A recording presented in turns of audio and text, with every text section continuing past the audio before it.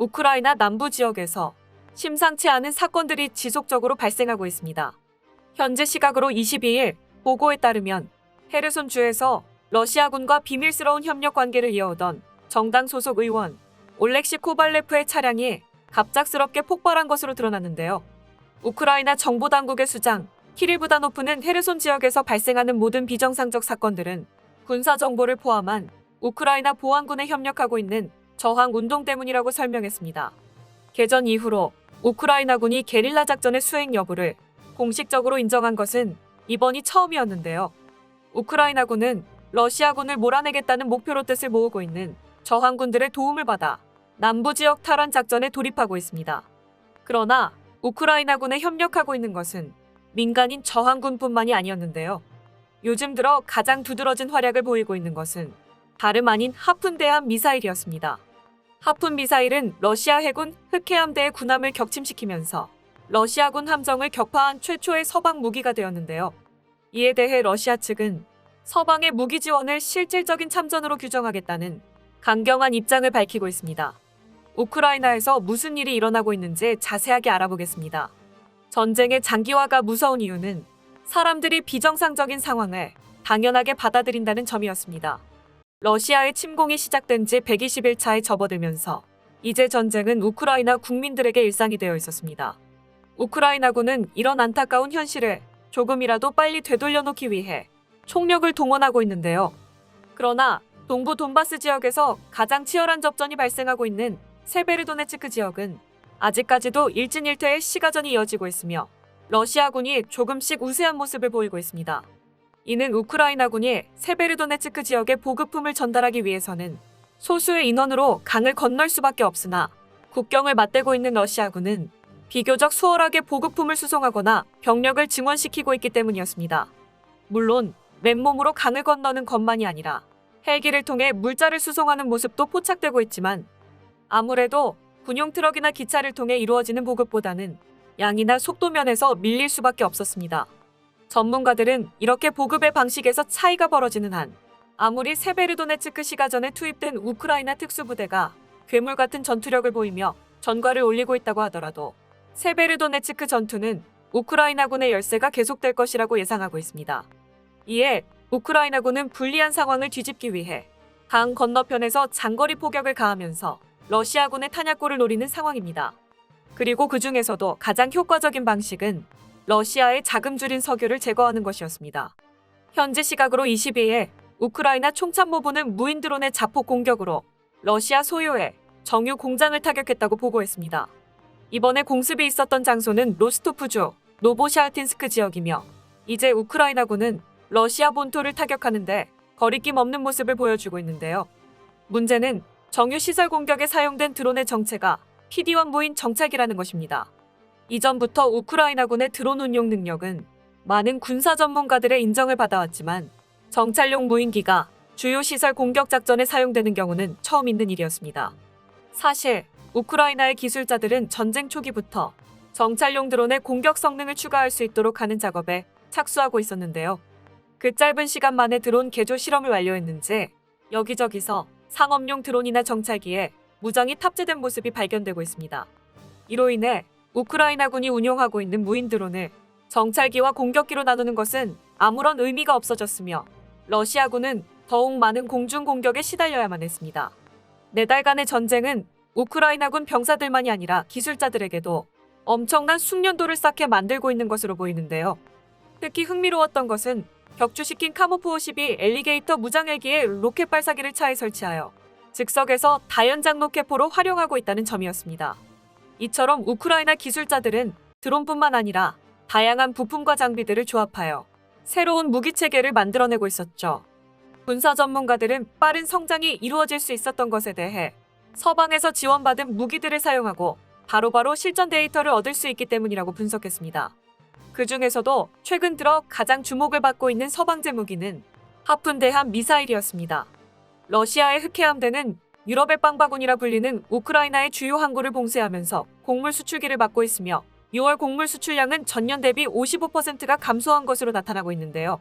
우르술라 폰데라이 유엔 연합 집행위원장은 지난 24일 스위스 다보스 포럼에서 러시아군은 고의로 곡물 창고를 폭격하고 또 수출 물량을 강탈해 간다며 에너지와 마찬가지로 식량을 무기화해 전 세계 곡물 가격을 폭등시키는 전략을 펼치고 있다고 규탄했습니다.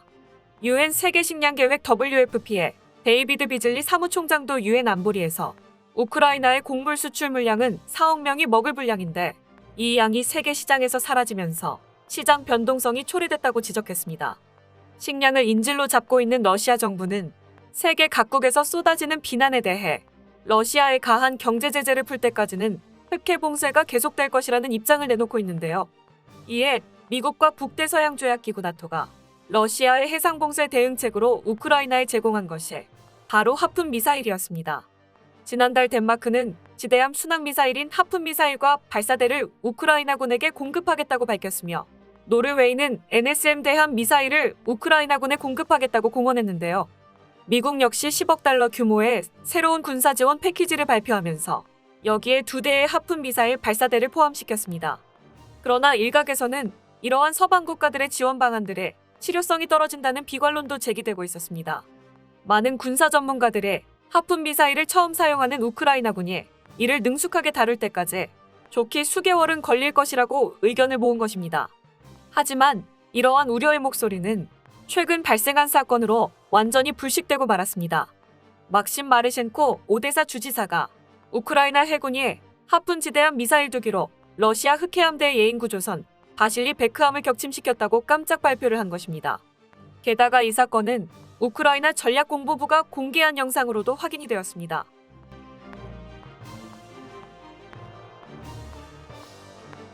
당시 바실리 베크함은 러시아군 병력과 탄약 및 무기 등을 싣고 흑해의 전략적 요충지인 즈미인이 섬으로 향하고 있던 것으로 나타났는데요.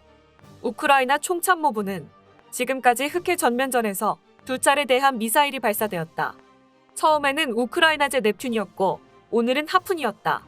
2차례 모두 성공적이었다며 러시아군의 대공 방어망이 사실상 무용지물이라는 사실이 입증되었다고 주장했습니다.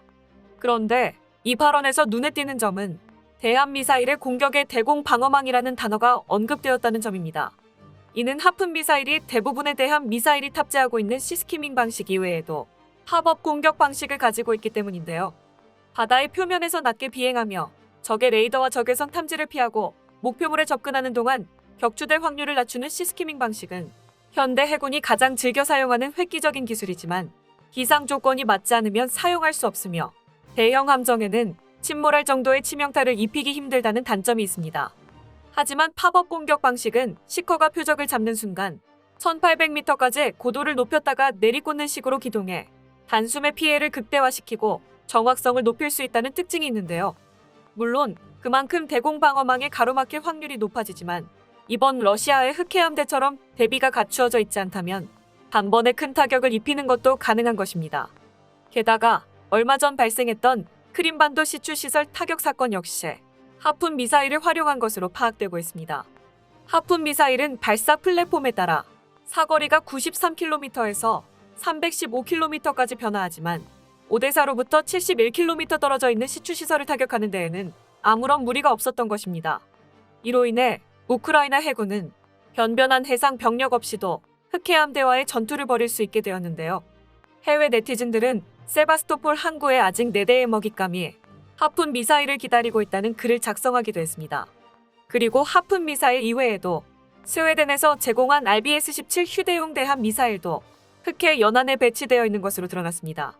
RBS-17은 하푼이나 넵튠 대함 미사일에 비해 8km 정도의 매우 짧은 사거리를 지녔지만 다른 미사일의 최저 사거리 안으로 파고드는 적을 요격할 수 있어 접근 거부 작전에서 다층 방어를 구성할 수 있는 데다가 레이저 유도가 가능해 높은 명중률을 가지고 있습니다. 또한 무게가 가벼워 휴대가 편하기 때문에 상황에 따라 매복이나 해안가 주변에 있는 고속정을 기습하는 것도 가능한데요. 이러한 해군 전력 강화는 우크라이나뿐만 아니라 전 세계 많은 사람들을 먹일 수 있는 식량과도 깊은 연관을 가지고 있어 주목을 모으고 있습니다. 러시아는 서방의 무기 지원을 실질적인 참전으로 보겠다는 강경한 태도를 보인 적이 있으나 서방에서 지원받은 하푼 미사일로 군함을 격침시켰음에도 러시아 정부는 아무런 입장을 밝히지 않고 있습니다. 일부 사람들은 전쟁의 범위가 알게 모르게 조금씩 넓어지고 있는 상황에 대해 서방 국가가 전쟁에 휘말릴 가능성도 무시할 수 없다는 의견을 내고 있는데요. 더 이상 전쟁의 불길이 무고한 사람들을 향해 번지지 않기를 바라며 일상을 잃은 사람들에게 평화가 돌아가기를 기대하겠습니다. 끝까지 시청해주셔서 감사합니다. 도움이 되셨다면 좋아요를, 다른 이야기도 궁금하시면 구독을 눌러주세요.